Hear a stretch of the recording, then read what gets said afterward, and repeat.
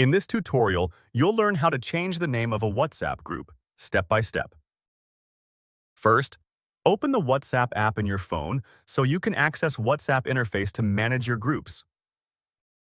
Next, select the Groups tab in the sidebar to view all your active groups.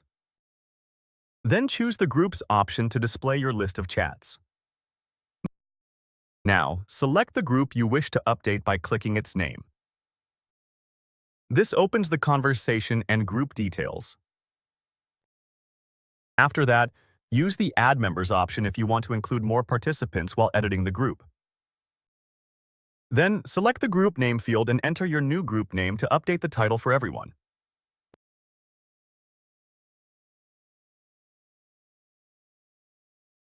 Now, click into the Add Group Description field if you'd also like to provide more context or details for the group. Finally, use the Back button when you're finished editing to return to your group's main chat view. You've just learned how to change your WhatsApp group name.